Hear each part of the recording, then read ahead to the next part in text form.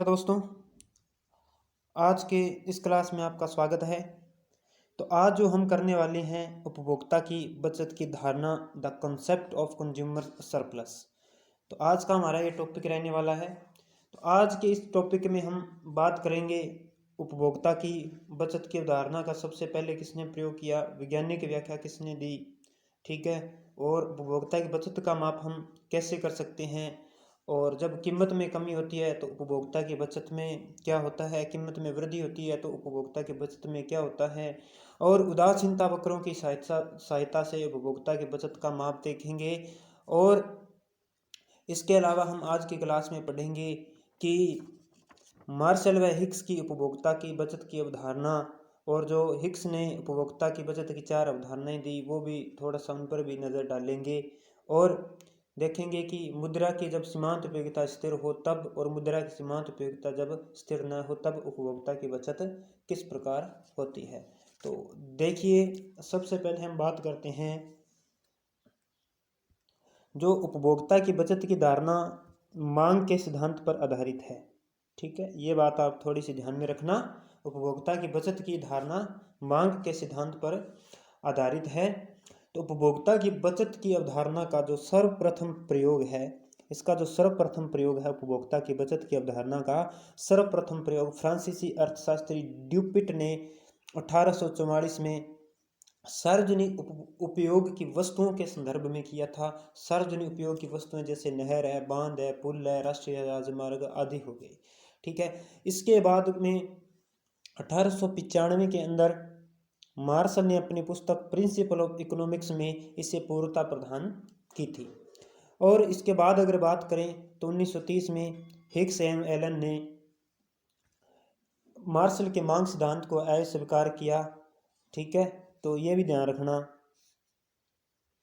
और इसके बाद में जो हिक्स ने अपनी पुस्तक रिव्यू ऑफ इकोनॉमिक्स में, इकोनॉमिक्स स्टडीज में उदासीनता वक्र तकनीक की सहायता से इस सिद्धांत को पुनः स्थापित किया था। अब अगर इसके अंदर वैज्ञानिक प्रयोग की बात करें तो वैज्ञानिक प्रयोग जो है वो मार्शल के द्वारा इसके अंतर्गत किया गया था। इनकी पुस्तक है मार्शल की प्रिंसिपल ऑफ इकोनॉमिक्स, या अपने बुक्स के नाम भी आपने याद रखनी है। तो मार्शल ने उपभोक्ता की बचत को किस प्रकार से स्पष्ट किया, देखिए। ये मार्शल कहते हैं कि किसी वस्तु के लिए एक उपभोक्ता जो कीमत देता है वह उससे कम होती है जो उस वस्तु के लिए देने को तैयार होता है, जिससे उपभोक्ता द्वारा खरीदी गई वस्तु से जो संतुष्टि प्राप्त होती है वह उस वस्तु के लिए दी गई कीमत से अधिक होती है। इस प्रकार उपभोक्ता जो अतिरिक्त संतुष्टि प्राप्त करता है उसे मार्शल क्या कहते हैं, उसे मार्शल उपभोक्ता की बचत कहते हैं। मार्शल के शब्दों में देखिए, उपभोक्ता की बचत किसी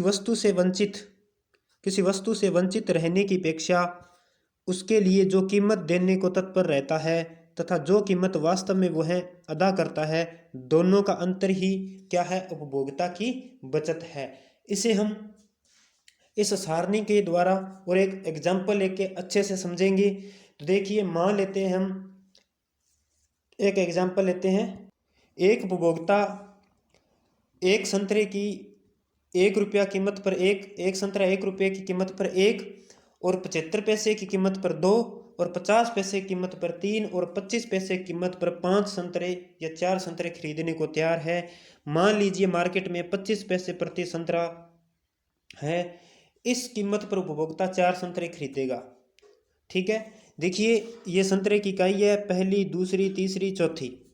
अब यहाँ पे सीमांत उपयोगिता, पहले मैं थोड़ा सा आपको बता दूं, उपयोगिता क्या है, कुल उपयोगिता क्या है, सीमांत उपयोगिता क्या है।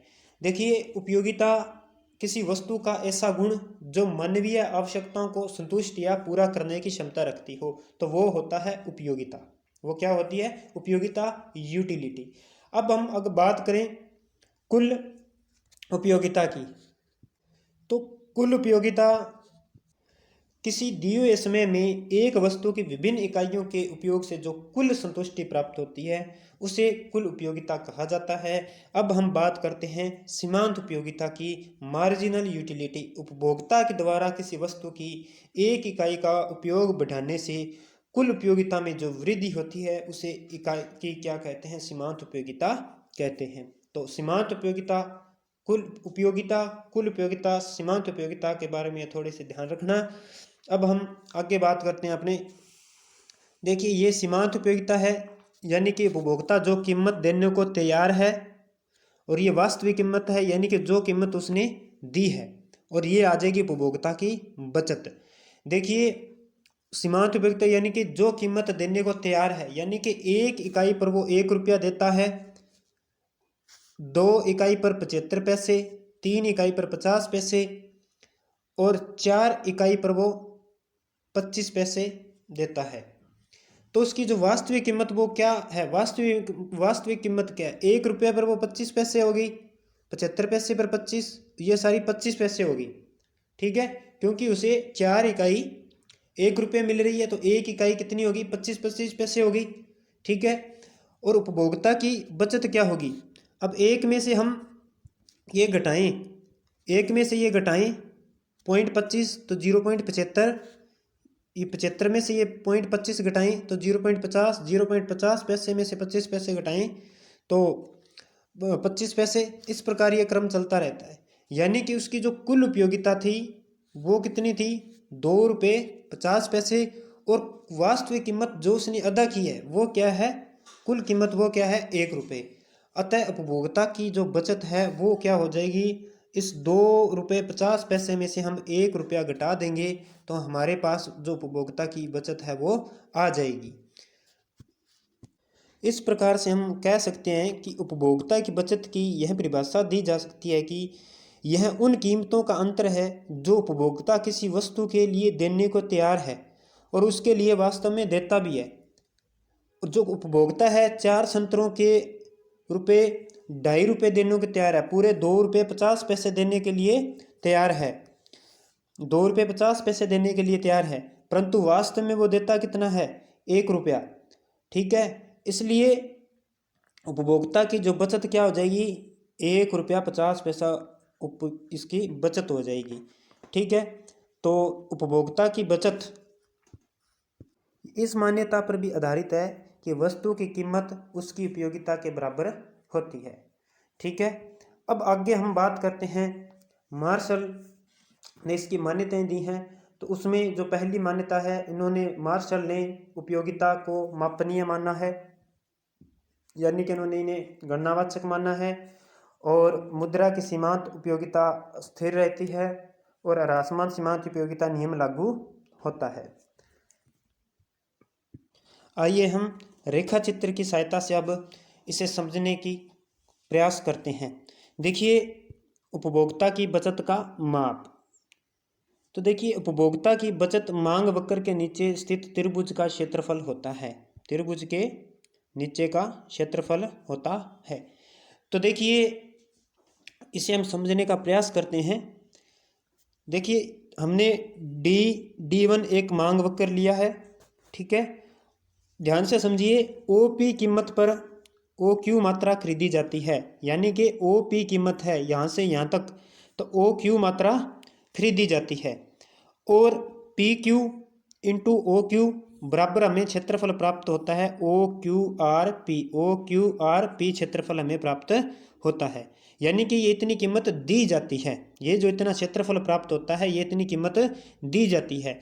लेकिन OQ इकाइयों के लिए उपभोक्ता कुल कीमत कितने देने के लिए तैयार है। देखिए कीमत तो वो OQRP दी जाती है, कीमत तो ये इतनी दी जाती है, लेकिन OQ इकाइयों के लिए इतनी इकाई खरीदने के लिए वो कितनी कीमत देने के लिए तैयार है, तो उपभोक्ता OQRD ये जो हिस्सा है इतनी कीमत वो कुल कीमत देने के लिए तैयार है।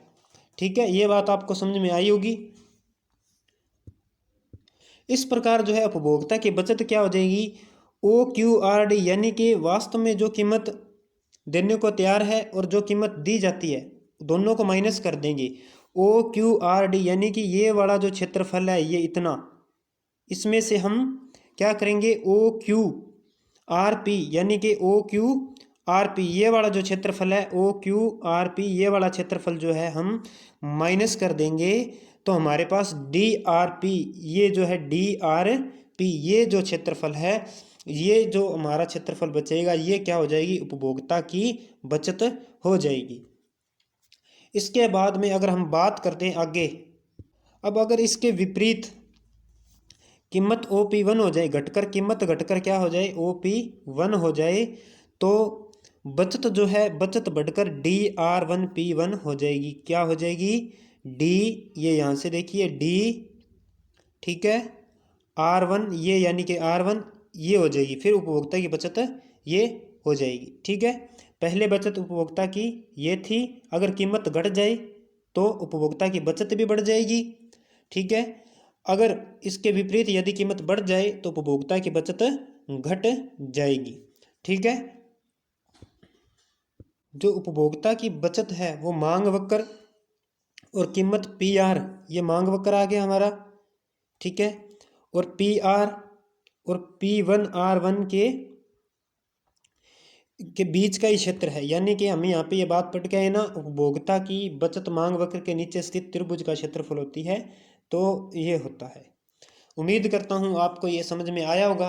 अब आप आगे हम बात करेंगे उदासीनता वक्रों की सहायता से उपभोक्ता की बचत का माप। उदासीनता वक्रों की सहायता से देखिए उपभोक्ता की बचत का माप। तो देखिए, जब मुद्रा की सीमांत उपयोगिता स्थिर रहती है, जब मुद्रा की सीमांत उपयोगिता स्थिर रहती है, तब देखिए, जब मुद्रा की सीमांत उपयोगिता स्थिर रहती है, तो अगर उपभोक्ता ओ के मात्रा खरीदने के लिए उपभोक्ता को जो कीमत, देखिए ओ के मात्रा खरीदने के लिए, ओ के मात्रा खरीदने के लिए जो उपभोक्ता जो कीमत देने को तत्पर है वो किसके बराबर होगी, वो ए जे बराबर होगा क्यू एफ के, इतनी मात्रा वो देने के लिए तैयार है। ठीक है, लेकिन ओ के मात्रा के लिए वास्तव में जो उपभोक्ता कीमत देता है, ठीक है, वास्तव में जो कीमत देता है, तो वास्तव में कीमत देता है ए एन बराबर क्यू ई, वास्तव में वो इतनी कीमत देता है। तो उपभोक्ता की बचत क्या हो जाएगी, उपभोक्ता की बचत, ये जो एन जे है, ये वाला हिस्सा जो है, ये उपभोक्ता की बचत हो जाएगी, N J equal E F, ये वाला हिस्सा जो है वो उपभोक्ता की बचत हो जाएगी। कब, जब मुद्रा की सीमांत उपयोगिता स्थिर हो। ये हमने आई फर्स्ट आई सेकंड यानी कि इन डिफरेंस कर्व फर्स्ट है और ये सेकंड है, और ये हमारी जो है बचत लाइन को हमने लिया है। अब हम आगे बात करते हैं, जब मुद्रा की सीमांत उपयोगिता स्थिर न हो तब जो है उपभोक्ता की बचत क्या होगी। देखिए, जब मुद्रा की सीमांत उपयोगिता स्थिर न हो तो उपभोक्ता की बचत क्या होगी, कंज्यूमर सरप्लस सी एस का यहाँ पर मतलब है उपभोक्ता की बचत, तो ये ई जे हो जाएगा, क्या हो जाएगा, ई से जे हो जाएगा, तो ये आपने ध्यान में रखना है। अब हम आगे बात करेंगे मार्शल व हिक्स की उपभोक्ता की बचत की अवधारणा के बारे में। मार्शल ने क्या कहा था, हिक्स क्या कहते हैं, ठीक है, कैसे इनकी आलोचना की गई मार्शल की अवधारणा की, तो ये सब बात हम करेंगे। तो यहाँ पर मार्शल की अवधारणा की हिक्स ने आलोचना की थी। वैसे आलोचना करने वाले अर्थशास्त्रियों के अंदर यूलिस गोबी, कैनन, निकलसन, टोसिंग, सिमल्सन आदि ने मार्शल की उपभोक्ता बचत की कड़ी आलोचना की थी। और प्रोफेसर हिक्स का एक कथन है कि मार्शल की प्रिंसिपल बुक जो थी में किसी भी अन्य बात की अपेक्षा उपभोक्ता की बचत के सिद्धांत ने सबसे अधिक समस्या और विवाद खड़ा किया है। यह समस्या और विवाद उन मान्यताओं के कारण खड़ा हुआ है जिन पर यह सिद्धांत आधारित है। ठीक है, तो हम बात करते हैं मार्शल ने क्या कहा था और हिक्स इनकी आलोचना करते हुए क्या कहते हैं। मार्शल की उपभोक्ता की बचत की अवधारणा उस मुद्रा को दर्शाती है जिसे उपभोक्ता विद्यमान कीमतों पर वस्तु को खरीदने के लिए अवसर को प्राप्त करने के लिए तत्पर है, यदि वह उस मात्रा को करें। ये बात मार्शल ने कही थी, लेकिन हिक्स ने इनकी आलोचना करते हुए कहा कि जो उपयोगिता है, मार्शल ने उपयोगिता को गणनावाचक माना था, लेकिन हिक्स ने कहा कि उपयोगिता गणनावाचक नहीं, ये कर्मवाचक है, क्योंकि हम संतुष्टि के स्तर को माप नहीं सकते। यानी कि अब इन्होंने, हिक्स ने कहा था कि उपयोगिता को मात्रात्मक माप नहीं किया जा सकता। उपभोक्ता बचत का सिद्धांत इस मान्यता पर आधारित है कि उपभोक्ता का मात्रात्मक माप किया जा उपयोगिता का मात्रात्मक माप किया जा सकता है। जिस क्षण हम यह जान लेते हैं कि उपयोगिता मापी जा सकने वाली मात्रा नहीं है, तभी उपभोक्ता की बचत का सिद्धांत क्या बन जाता है, भ्रामक बन जाता है। फिर हम उपयोगिता को मौद्रिक भाषा में प्रस्तुत करते हैं तो निष्कर्ष प्राप्त होता है कि वे सामान्य बुद्धि के अनुकूल नहीं होते हैं। ठीक है, या उपयोगिता की मापात्मक के बिना ही उदासीनता वक्र तकनीक की सहायता से उपभोक्ता की बचत के सिद्धांत की व्याख्या करके हिक्स ने इस कठिनाई को पार किया था। इसके बाद में जो मार्शल है वो मानते हैं कि मुद्रा की सीमांत उपयोगिता स्थिर रहती है, लेकिन हिक्स ने कहा कि मुद्रा की सीमांत उपयोगिता स्थिर नहीं रहती है। उपभोक्ता की बचत का सिद्धांत पहले यह मान लेता है कि विनिमय की क्रिया के दौरान मुद्रा की उपयोगिता स्थिर रहती है। यह मान्यता इस सिद्धांत की सार्थकता को समाप्त कर देती है, क्योंकि जब एक उपभोक्ता अपनी दी हुई मौद्रिक आय को एक वस्तु को खरीदने से खर्च कर देता है तो उसके पास बची हुई मुद्रा उस मात्रा में कम हो जाती है, जिससे उस मुद्रा को सीमांत उपयोगिता बढ़ जाती है। इस आलोचना का मार्शल ने उत्तर भी दिया था कि उपभोक्ता किसी एक विशेष वस्तु पर अपनी कुल मौद्रिक आय का बहुत बड़ा भाग खर्च करता है और इस प्रकार इससे उसके लिए मुद्रा की सीमांत उपयोगिता पर कोई प्रभाव नहीं पड़ता, जिसे हम स्थिर मान सकते हैं। परंतु इस तर्क से समस्या हल नहीं हो जाता है, क्योंकि उपभोक्ता तो एक नहीं बल्कि कई वस्तुएं खरीदता है और उसकी कुल आय का महत्वपूर्ण भाग इन पर खर्च हो जाता है, जिससे उसके लिए मुद्रा की उपयोगिता बढ़ जाती है और इस प्रकार उपभोक्ता की बचत का हिसाब गलत हो जाता है। उदासीनता वक्र तकनीक की भाषा में उपभोक्ता की बचत को माप कर हिक्स ने इस कठिनाई को दूर किया था। अब हिक्स के अनुसार आय में क्षतिपूर्वक परिवर्तन की अवधारणा मुद्रा की इस मात्रा को दर्शाती है जिसे उपभोक्ता विद्यमान कीमतों पर वस्तु को खरीदने के अवसर को प्राप्त करने के लिए देने को तत्पर है, वह चाहे कोई भी मात्रा खरीदे। अब यहाँ पर अब इस वक्र के द्वारा हम देखेंगे कि मार्शल के अनुसार बचत क्या है और हिक्स के अनुसार बचत क्या है। देखिए यहाँ पे हमने उदासीनता वक्र लिया है, ये फर्स्ट है और ये सेकंड है। तो यहाँ पर देखिए मार्शल के अनुसार तो जो उपभोक्ता की बचत है वो है QR, कंज्यूमर सरप्लस QR, यानी कि यहाँ से यहाँ तक। लेकिन जो हिक्स के अनुसार उपभोक्ता की बचत है, हिक्स के अनुसार उपभोक्ता की बचत है Q से L तक है, इतना क्षेत्र है। यानी कि देखा जाए तो हिक्स जो है, हिक्स उपभोक्ता की बचत अधिक है, हिक्स के अनुसार उपभोक्ता की बचत अधिक है। इसके अलावा भी कुछ अन्य बातों की आलोचना की गई थी, जैसे स्थानापन्न की अनुपस्थिति अवास्तविक है। ये जो सिद्धांत है उस वस्तु के स्थानापन्नों की अनुपस्थिति को मानकर चलता है, जिससे उसे बचत प्राप्त होती है, क्योंकि चाय और कॉफ़ी जैसे स्थानापन्नों की उपस्थिति उपभोक्ता की बचत की माप को कठिन बना देती है। इस प्रकार कुछ अन्य बातों को लेकर भी मार्शल के उपभोक्ता की बचत की अवधारणा की आलोचना की गई थी। और अब हम आगे बात करते हैं उपभोक्ता की बचत की 4 अवधारणाएं। हिक्स ने जो है उपभोक्ता की बचत की 4 अवधारणाएं दी हैं। तो एक उन्होंने दिया कीमत क्षतिपूर्ति परिवर्तन, दूसरा उन्होंने मात्रा क्षतिपूर्वक परिवर्तन, और तीसरा कीमत समतुल्य परिवर्तन, और चौथा इन्होंने दिया मात्रा समतुल्य परिवर्तन। ठीक है, तो ये ध्यान रखना, इसके द्वारा उपभोक्ता की बचत की 4 अवधारणाएं दी गई थी। तो आज की क्लास में बस इतना ही। मिलते हैं अगली क्लास में एक नए टॉपिक के साथ। अगली क्लास का हमारा जो टॉपिक रहेगा वो संतुलन पर रहेगा। आंशिक संतुलन क्या होता है, सामान्य संतुलन क्या होता है, इनके बारे में हम पढ़ेंगे। और चैनल को सब्सक्राइब ज़रूर कर लीजिए, ज़्यादा से ज़्यादा शेयर कीजिए, लाइक कीजिए, कमेंट कीजिए, और मेरी क्लासेज की PDF के लिए मेरे टेलीग्राम चैनल को ज्वाइन कीजिए, जिसका लिंक डिस्क्रिप्शन में दे दिया गया है। Thank you.